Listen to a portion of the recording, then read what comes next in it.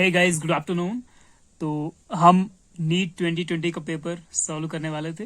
हमने 162 तक question solve कर लिया है। ओके, तो बाकी वीडियोस में आप बाकी सोल्यूशन देख सकते हैं। सो अभी हम स्टार्ट करेंगे 163 से 180 तक। ओके, सो देखिए यहाँ पर आपका क्वेश्चन नंबर 163 है एंड दिस क्वेश्चन, ये क्वेश्चन आया है आपको करंट इलेक्ट्रिसिटी आया हुआ है। कहता है कि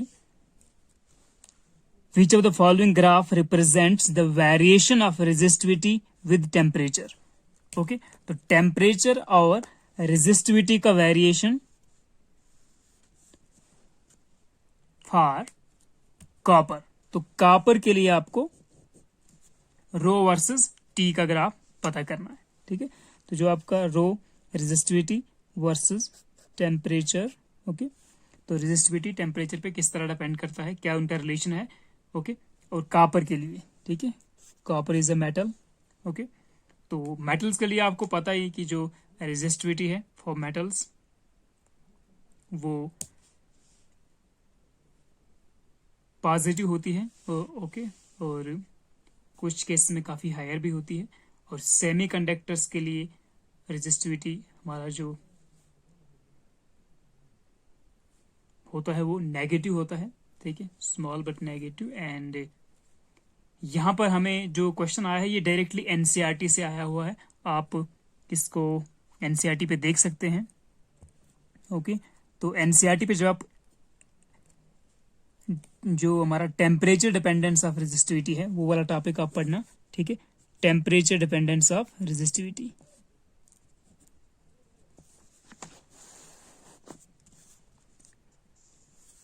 temperature dependence of resistivity. Okay, तो वहां पर आप rho versus rho is equal to rho naught 1 plus alpha delta T, ये वाला एक्सप्रेशन। ठीक है, तो this alpha is the temperature coefficient of resistivity. और वहां पर आपको जो इसका आंसर मिलेगा दैट विल बी कॉपर के लिए जो होता है that is this relation. Third वाला ऑप्शन इसका करेक्ट होगा। ओके, तो दिस इज करेक्ट ऑप्शन। और ये वाला जो पहला ऑप्शन है this is for nichrome. Okay, तो नाइक्रोम के लिए ये ऑप्शन है। दिस इज, यहाँ पर क्या हो रहा है, rho with temperature rho is decreasing. ठीक है, तो रो डिक्रीज किसके लिए होता है, सेमीकंडक्टर्स के लिए होता है। तो ये वाला ग्राफ जो है ये सेमीकंडक्टर्स वाला है। ओके, ये आपका नाइक्रोम के लिए है and this is for copper. Okay, तो ये ऑप्शन 3 आपका करेक्ट है। एंड इसको देखेंगे तो यहाँ पर भी आपका रेजिस्टिविटी कम हो रहा है, तो ये भी आपका नहीं हो सकता। यहाँ पर ही इंक्रीज हो रहा है, उतना स्ट्रेट इंक्रीज नहीं है, लेकिन जस्ट एक हमारे पास जस्ट वैल्यू मिल रहा है। और कॉपर के लिए ये होता है, ये आपका नाइक्रोम के लिए। तो ये आपने याद रखना है। तो ये आपको अगर आप एनसीईआरटी पढ़ोगे अच्छे तरीके से, ठीक है, तो रेजिस्टेंस पे, रेजिस्टिविटी पे वहां से कुछ सिंपल क्वेश्चन आते हैं नीट के लिए। ठीक है, या आगे से रिलेशन बिटवीन जो रो रेजिस्टेंस एंड रेजिस्टिविटी है, R is equal to rho L upon A, वहां से भी कभी छोटे क्वेश्चन बन जाते हैं। तो इन छोटे से टॉपिक्स में से क्वेश्चन आता है करंट इलेक्ट्रिसिटी स्टार्टिंग से ही, मतलब। ओके, तो ये था आपका रो versus T graph for copper. Okay, तो ये आपका थर्ड ऑप्शन करेक्ट था। अब चलते हैं नेक्स्ट पे। नेक्स्ट क्या है, तो काफी अच्छा क्वेश्चन है, स्टूडेंट्स इसको बहुत पसंद करते हैं कि कार्बन रेजिस्टर्स पे क्वेश्चन आ जाए। ओके, तो this question is for colour code, जो हमारा कार्बन रेजिस्टर का हम करते हैं, कलर कोड पे क्वेश्चन है। तो देखते हैं इसका कलर कोडिंग क्या है। तो देखिए, इसने एक the colour code of resistance is given by, ये 4 स्ट्रिप्स दिया है। तो ये पहला स्ट्रिप, दूसरा स्ट्रिप, तीसरा strip and ABC and this is your tolerance, जो लास्ट स्ट्रिप होता है। ये सिल्वर, गोल्ड या नो कलर इसमें दिखाया जाता है। तो ये आपका टॉलरेंस होता है, पहले और दूसरे का डिजिट्स और तीसरे का मल्टीप्लाई देखा जाता है। तो आपको पता है कार्बन रेजिस्टर्स के लिए हम कैसे करते हैं, हम करते हैं colour code BB Roy, great Britain, very good wife. Okay, BB Roy great Britain very good wife. तो जो पहला होता है दैट इज ब्लैक, ये ब्लैक होता है। दूसरा ब्राउन,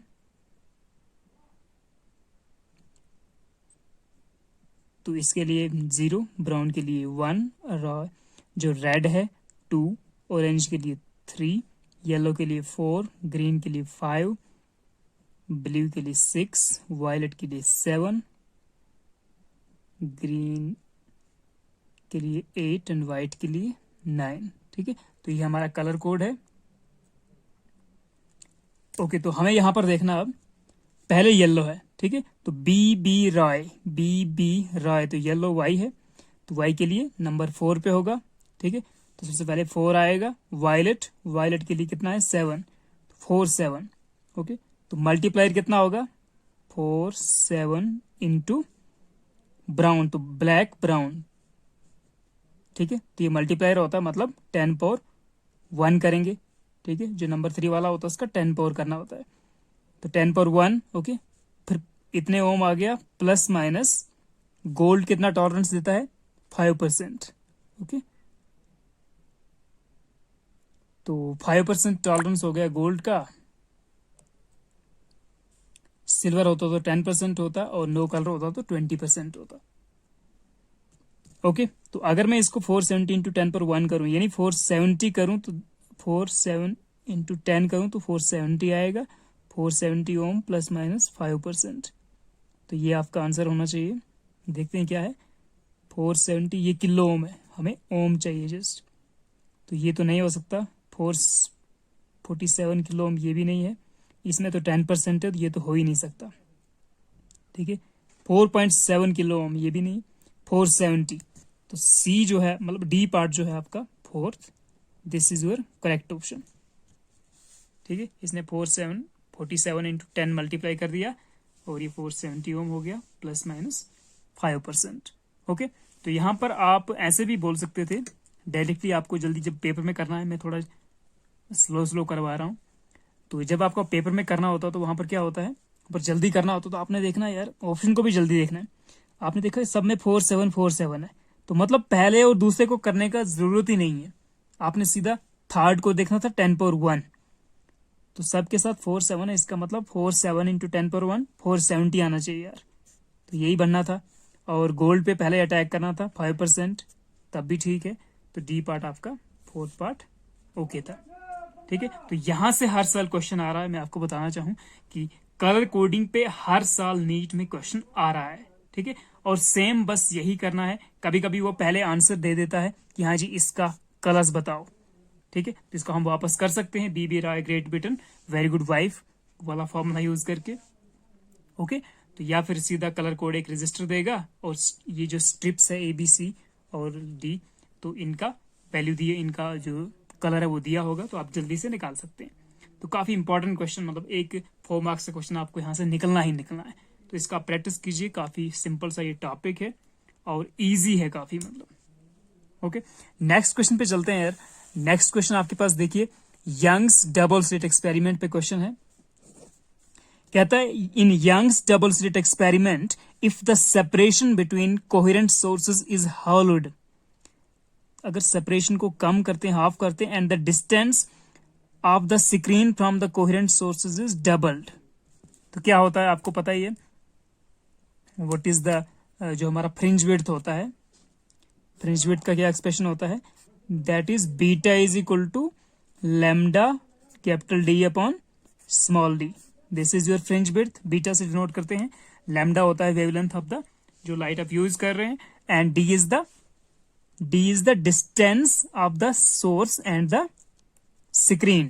ठीक है, distance of the screen from the coherent source, तो ये कैपिटल D हो गया आपका।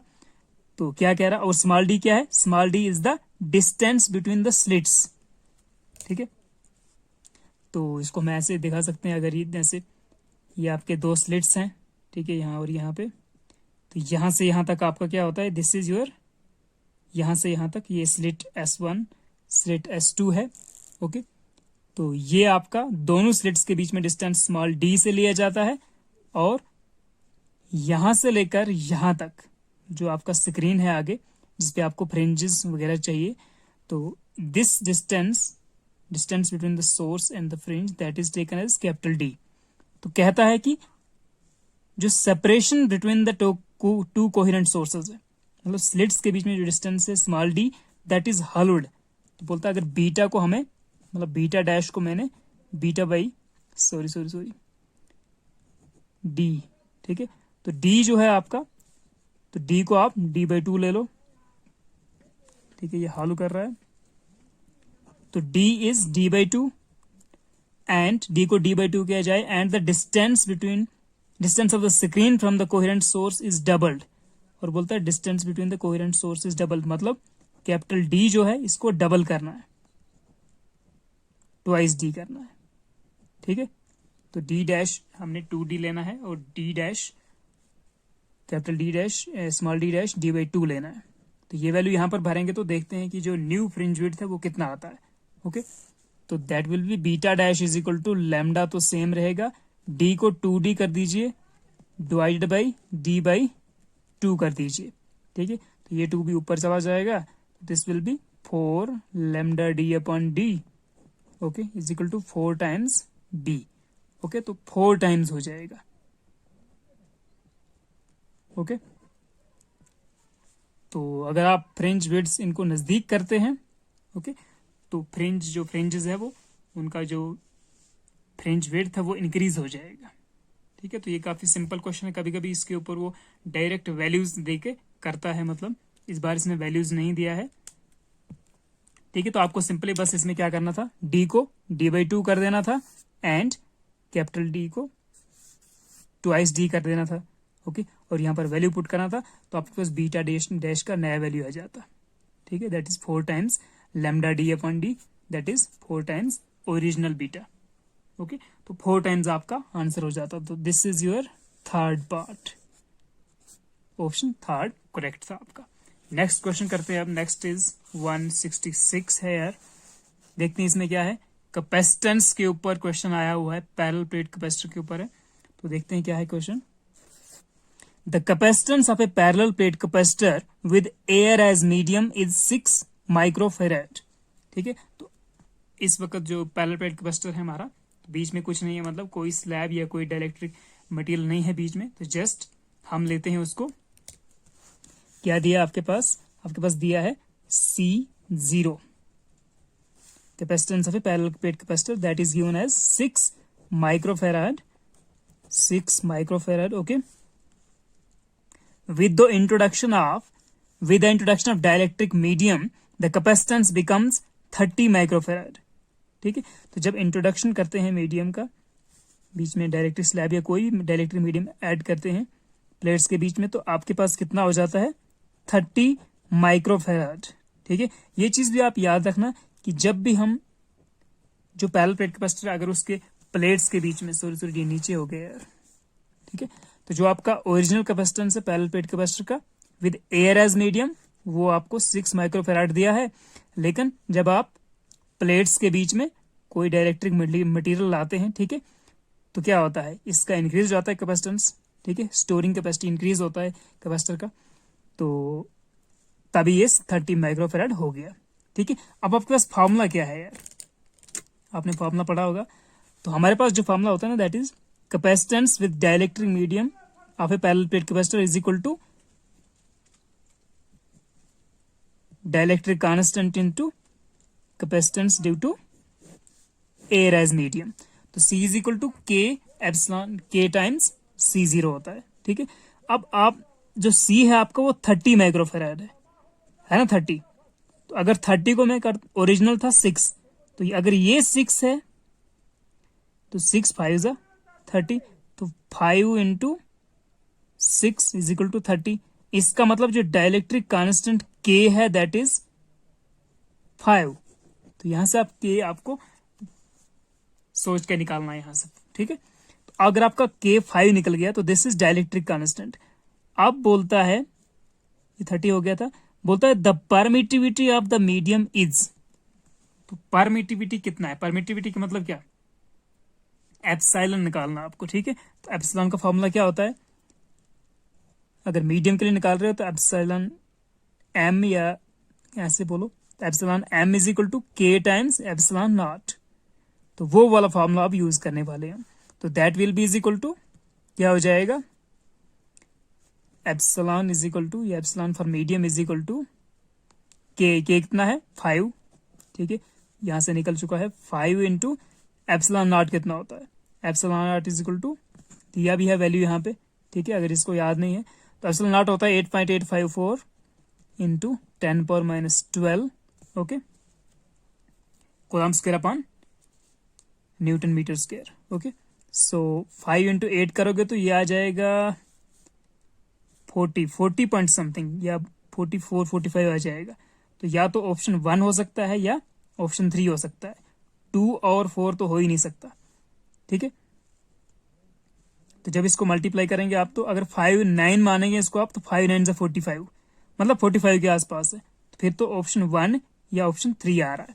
देखते हैं क्या आता है। तो इसको मैं मानता हूँ 44 पॉइंट समथिंग मान लेते हैं, 5 8 जा 40 और ये 44 सारा into 44 point something into 10⁻12, okay. अब अगर मैं इसको 44 को अगर 0.44 करूं तो इंटू 10⁻2 कर सकता हूं मैं, ठीक है, 44 को 0.44 कर रहा हूं इंटू 10⁻2 इंटू 10⁻12, तो that will be come out to be 0.44 into 10⁻2 और 10⁻12, दैट विल बी 10⁻10। तो ये वाला ऑप्शन होना चाहिए आपका, और इसका जो यूनिट होगा that is coulomb square upon newton metre square होता है, ओके। तो 0.44 इंटू 10⁻10, हाँ ये वाला है, this is your correct option, third, okay. Third part आपका करेक्ट है, ठीक है। बस थोड़ा सा कैलकुलेशन था इसमें, तो इसमें डायरेक्टली मतलब हम यहां से ही नहीं बोल सकते थे कि k इजिकल टू 5, जैसे यहाँ पर इसने k इजिकल टू 5 लिखा है तो ये गलत है, ठीक है, because this is a डायरेक्ट्रिक constant, इसका तो वैसे भी यूनिट होता ही नहीं है, तो इसके साथ यूनिट है, तो आपको ये वाला फॉर्मूला यूज करना था। पहले डायरेक्ट्रिक कांस्टेंट का k का वैल्यू निकालना था, ठीक है, c is equal to K times C naught से, एंड देन k का वैल्यू पुट करना था, epsilon for medium is equal to dielectric constant times epsilon naught, ठीक है। तो यहां से आप ये भी बोल सकते थे कि हमारे पास जो k होता है that is equal to ratio of medium to the epsilon m to the epsilon 0, ठीक है, ठीक है, permittivity of the medium to the permittivity of the free space, that is your dielectric constant, ठीक है। और यहां पर भी हमारे पास capacitance of the parallel plate capacitor in with dielectric slab in between the plates is equal to k times the capacitance of the parallel plate capacitor with air as medium, ठीक है। तो ये था आपके पास एक क्वेश्चन, तो थोड़ा tricky था मतलब ये, ठीक है, और जिसने पढ़ा तो उसको ये कुछ है नहीं, सिंपल है। अब चलते हैं नेक्स्ट इज यूर 167 है, और ये डायमेंशंस पे आया हुआ क्वेश्चन है, देखते हैं। तो this is question number 167, dimensions of stress are. तो स्ट्रेस का आपको पता है, what is stress, stress is equal to force per unit area, okay. Force का डायमेंशन क्या होता है, m1 L2 T-2 upon area का क्या हो जाएगा L2, जब ये ऊपर जाएगा तो क्या होगा m1, यहाँ पे L1 होता है यार, m1 L1 T-2, ठीक है, फोर्स होता है मास इनटू एक्सेलरेशन, तो m1 L1 T-2 upon L2, तो ये ऊपर जाएगा तो क्या हो जाएगा m1 L1 L-2 T-2, तो that comes out to be m1 L power -2 + 1 करोगे तो कितना आएगा -1 T⁻²। तो this is the dimensions of stress, m की पावर 1 L की पावर -1 T की पावर -2। तो फोर्स अपॉन एरिया का डायमेंशन निकालना था और निकल जाता आपके पास। तो m, इसको आप ऐसे भी लिख सकते हो m L की पावर -1 T की पावर -2, ठीक है, 1 अगर पावर नहीं भी लिखना है तो m लिख दो। तो m l की पावर -1 t की पावर -2, तो फोर्थ ही आपका करेक्ट ऑप्शन था, m l1 t -2। ओके, तो ये भी हो गया। अब चलते हैं नेक्स्ट पे। Next is your assume that the light of wavelength, ये this resolution of the telescope. तो टेलीस्कोप हम कहाँ पढ़ते हैं, आपका ऑप्टिक्स जो है, ऑप्टिकल इंस्ट्रूमेंट पढ़ते हो आप, टेलीस्कोप, एस्ट्रोनॉमिकल टेलीस्कोप, ये माइक्रोस्कोप के बारे में पढ़ते हैं। तो वहां से भी मैंने देखा यूजुअली कि कभी कभी मैग्निफिकेशन ऑफ माइक्रोस्कोप या मैग्निफिकेशन ऑफ टेलीस्कोप पे क्वेश्चन आते हैं। तो इस बार जो आया हुआ था लिमिट ऑफ रेजोल्यूशन, हमने वो पढ़ा हुआ था। अगर आपने ये पढ़ी ये चीज, तो हमारे पास एक फॉर्मूला था कि जो resolving power of the telescope है, तो वहीं से क्वेश्चन है। तो आपको याद होगा आई थिंक कि resolving power of the telescope is given by r is equal to 1 upon delta theta. Delta theta क्या है, लिमिट ऑफ द रेजोल्यूशन बोलते हैं इसको। Okay, and this is equal to alpha upon 1.22 lambda. Okay, तो this is the expression. इसने अब यहाँ पे निकालना है, डेल्टा थीटा को निकालने को बोल रहा है। अल्फा क्या होता है, अल्फा जो आपका टेलीस्कोप है उसका ऑब्जेक्टिव का डायमीटर होता है। ठीक है, अल्फा कभी कभी डी भी लिखते हैं, स्मॉल डी इसको। तो alpha is the diameter of the objective lens. Okay, और डेल्टा थीटा क्या होता है, सपोज मैं अगर यहीं पे डायग्राम बनाऊं, तो suppose this is your earth. Okay, तो अर्थ से अगर आप देख रहे हो यहाँ पर दो स्टार्स हैं, एक स्टार दूसरे स्टार। ठीक है, तो अगर यहाँ से हम देखते हैं, ऐसे लाइट पड़ रही है जहां से आप चेक कर रहे हो, तो this angle is called delta theta. Okay, limit of the resolution, ये आपका अर्थ है अगर। ओके, तो हमें डेल्टा थीटा निकालना है। तो जो हमारे पास यहाँ से फॉर्मूला बनेगा, तो क्या बनेगा, डेल्टा थीटा यहां लेता हूं, इसको यहां लेता हूं, इसको यहां, तो it implies delta theta is equal to 1.22 lambda upon alpha. ठीक है, ओके, तो ये इसके ऊपर क्वेश्चन है। अब हम वैल्यूज यूज करेंगे इस ऑब्जेक्टिव फॉर्मूले से। ओके, तो क्या क्या दिया आपके पास, वेवलेंथ दिया है 600 nm। ठीक है, तो लैम्डा आपके पास कितना दिया है, 600 नैनोमीटर। इसको आप लिख सकते हो 600 इंटू 10 की पावर -9 मीटर। ओके, ये तो हम जल्दी से लगाना होता है फॉर्मूले, वहां पर इतना टाइम नहीं होता लिखने का, तो मैं यहाँ पर पूरा अच्छे तरीके से करवा रहा हूँ। The limit of the resolution of telescope whose objective lens has a diameter of, तो जो आपका डी या अल्फा बोल दो, वो कितना दिया है, 2 मीटर। ठीक है, तो डी भी आपके पास है, वेवलेंथ भी है, और इसको लगा दो फॉर्मूला। तो delta theta is equal to क्या है, 1.22 into lambda, what is this, lambda 600 into 10 power -9। Okay, upon alpha, तो अल्फा कितना है, 2। ओके, तो कितना आ जाएगा, 2 3 ज़ा 6, ये 300 है आपका। अब 1.22 इंटू 300 इंटू 10 पावर -9, 1.22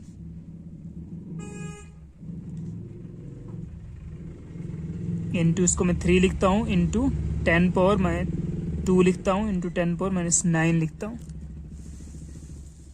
ओके, तो ये 1.22 इंटू 300 को मैंने 3 इंटू 10 पावर 2 लिखा, ताकि मैं पावर्स को इसका एक जगह कर सकूं। 1.22 इंटू 3 कर दो यार, तो कितना हो जाएगा, 3 2 ज़ा 6, 3 2 ज़ा 6, 3 1 ज़ा 3, तो 3.66 इंटू 10 पावर कितना हो जाएगा, 9 में से 2 गया तो -7। तो this was your answer, 3.66 into 10 power -7, 3.66 into 10 power -7। तो ए पार्ट ही आपका करेक्ट ऑप्शन था। ठीक है, जस्ट थोड़ा सा फॉर्मूला था, ज्यादा कुछ नहीं था। तो वही मैं कह रहा था कि यहाँ से क्या होता है कि कभी रिजॉल्विंग पावर पे क्वेश्चन आ जाता है, कभी आपके पास जो मैग्निफिकेशन, ठीक है, मैग्निफिकेशन पे आया था पिछले साल क्वेश्चन, आई थिंक यहाँ से मैग्निफिकेशन ऑफ माइक्रोस्कोप या टेलीस्कोप का आता है। ठीक है, तो ऑप्टिकल इंस्ट्रूमेंट भी एक इंपॉर्टेंट टॉपिक है, उससे भी एक ना एक क्वेश्चन निकलता है, चाहे नीट हो या कोई भी आप दूसरा एग्जाम दे रहे हैं, जेडब्ल्यू मेन दे रहे हो। ठीक है, तो यहाँ से एक क्वेश्चन, छोटा क्वेश्चन बन जाता है, जस्ट फॉर्मूला बेस्ड। अब चलते हैं नेक्स्ट पे। नेक्स्ट इज यूर, फिर से वापस एसी पे जाना पड़ेगा, यूनिट 4 आपका क्लास 12th का। ठीक है, ऑल्टरनेटिंग करंट या इलेक्ट्रोमैग्नेटिक इंडक्शन बोल सकते हो। तो वहां से क्वेश्चन आया हुआ है 169 है, a series LCR circuit is connected to an AC voltage source. एक सीरीज LCR सर्किट है जिसको कनेक्ट किया है AC वोल्टेज सोर्स के साथ, ठीक है। तो LCR सर्किट हम बनाने वाले हैं यहाँ पे। When L is removed from the circuit, the phase difference between the current and voltage is pi/3. If instead C is removed from the circuit, phase difference is again pi/3 between the current and voltage. The power factor, तो power factor निकालना हमको, तो इसके लिए पहले आपको थोड़ा सा पता होना चाहिए, ठीक है, LCR सर्किट में क्या क्या चीजें होती हैं। तो चलिए पहले LCR सर्किट को बनाते हैं, ओके, और उसके ऊपर जो जो इसने दिया है वो चीजें लगाते हैं।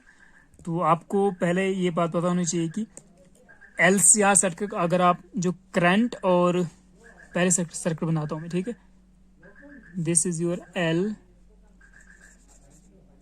Inductance, okay, this is your capacitance and this is your resistance, okay. यहाँ से हम AC सप्लाई लगा रहे हैं, इसको लगाए, तो दिस इज योर LCR, तो LCR सर्किट है ये, ओके। तो L for inductance and C for capacitance and R for resistance.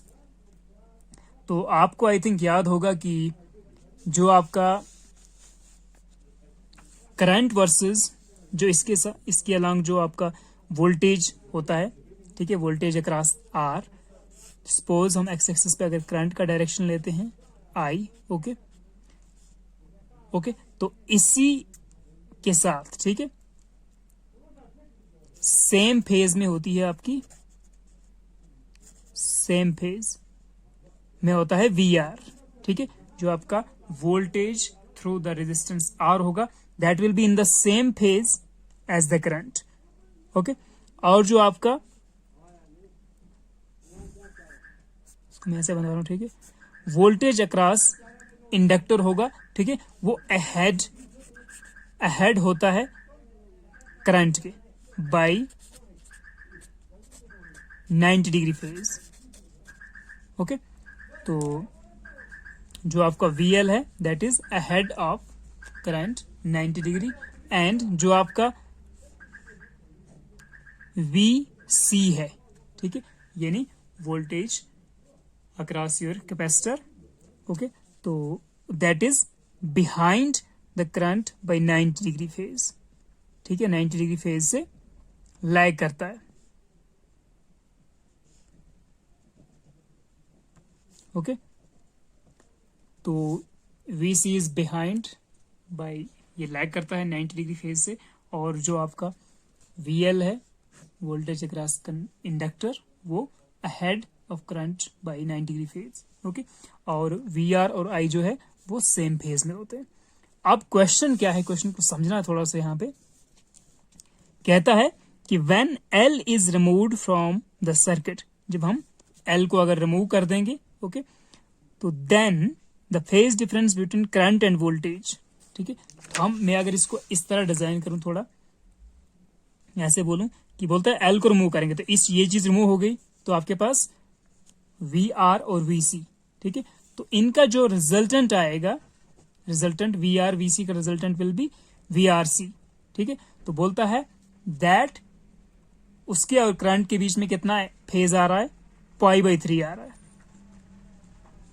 ठीक है। और दूसरा बोलता है if instead C is removed, अगर ये नहीं, अगर C को रिमूव करें अब, तो चलो अब C को, इसको रिमूव करते हैं, तो फिर कहता है कि the phase difference is again pi/3 between current and voltage, ठीक है। और अगर अब C को इसको रिमूव करें तो ये दोनों बचेंगे। तो अगर इन दोनों का रिजल्टेंट देखा जाए तो VLR या VRL बोल दो, ठीक है, VL और VR का रिजल्टेंट, ठीक है, एंड दैट इज उसका और I के बीच में जो फेज है, करंट और वोल्टेज के बीच में जो फेज है, वो भी pi/3 है, ठीक है। ये दोनों केसेस में pi/3, किसी को आप रिमूव करते हैं, अगर L को रिमूव करते हो तब भी VC, जो आपका VLR है, L को रिमूव करते हो तो जो VC और VR का जो रिजल्टेंट है VRC, ओके।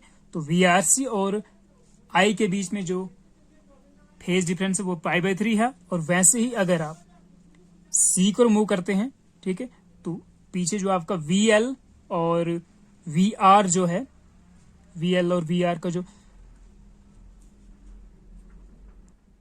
VL और VR का जो रिजल्टेंट है VLR, तो वो और करंट जो है वो π/3 फेज डिफरेंस हो जाता है दोनों के बीच में। तो ऐसे केस में आपको सिंपल एक याद रखना है कि ऐसे केस में आपके इसका और इसका अगर देखा जाए तो फाई 0 लेना उस वक्त, ठीक है। दोनों केस में सेम फेज है, जब सेम फेज है तो फाई 0 है, ठीक है।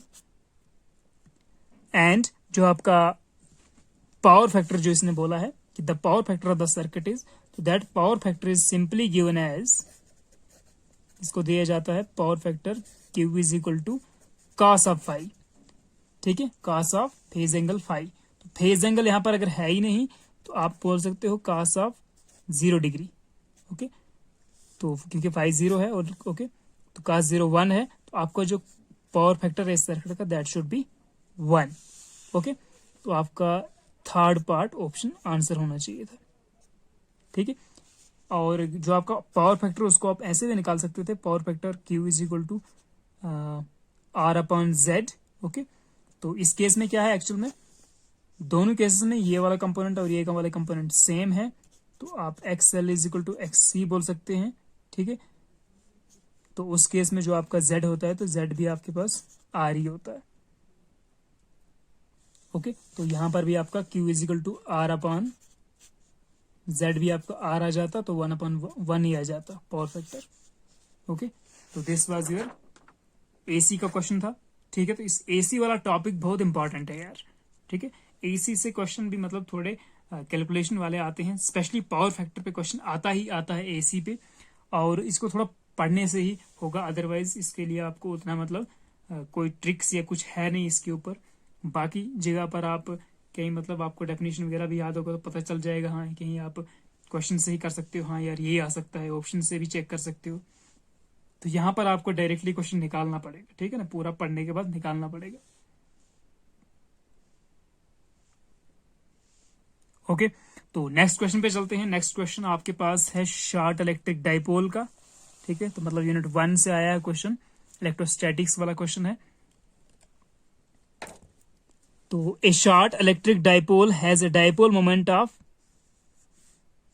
तो डाइपोल मोमेंट दिया आपके पास P दिया हुआ है। The electric potential due to the dipole at a point at a distance of 0.6 metre, R दिया आपके पास 0.6 metre from the centre of the dipole, centre से 0.6 मीटर दूर है एक पॉइंट, उस पॉइंट पे आपको इलेक्ट्रिक पोटेंशियल निकालना है। Situated in on a line making an angle of 60 degree with the dipole axis, ठीक है। तो मैं इसको आपको बना के दिखा देता हूं यहीं पे।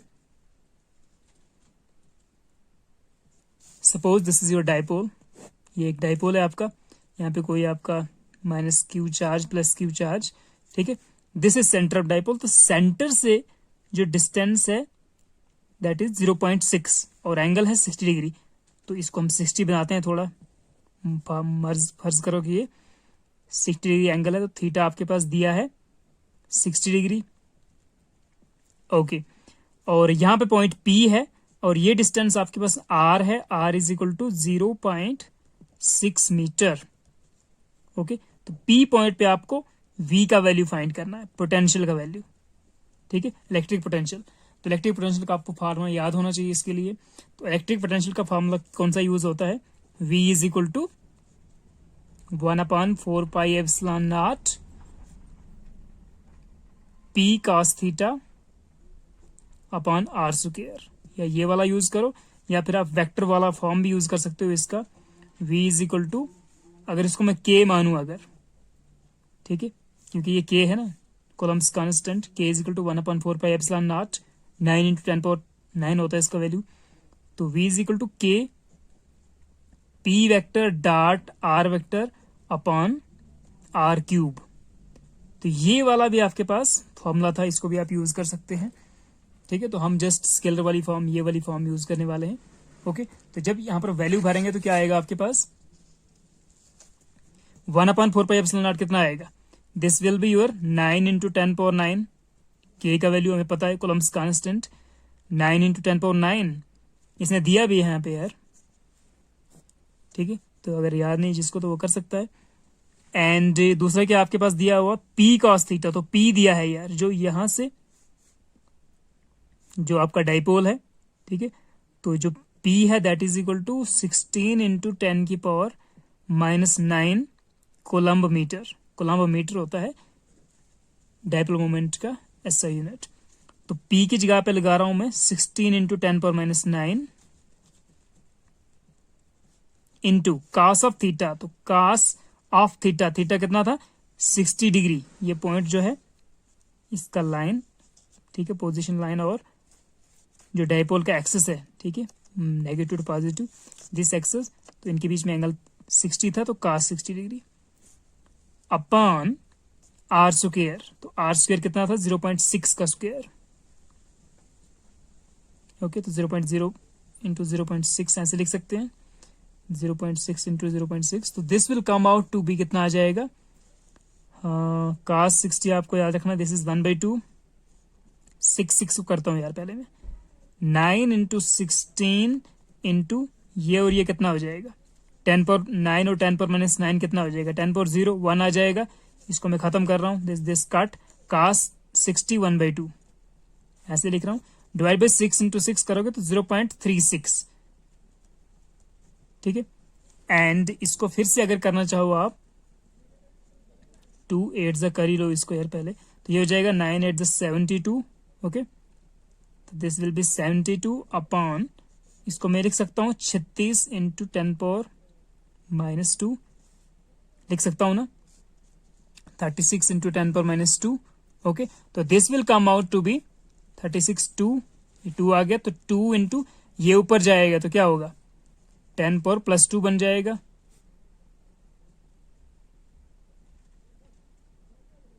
ओके, तो this will B 2 into 10 into 10 100, तो ये बन गया 200, तो 200 है क्या कहीं, हाँ 200 है यहाँ पे, तो 200 वोल्ट पोटेंशियल निकाल रहे हैं ना, तो this is your electric potential, ये फॉर्मूला यूज करना था हमें, तो 200 वोल्ट आपका आंसर आ गया,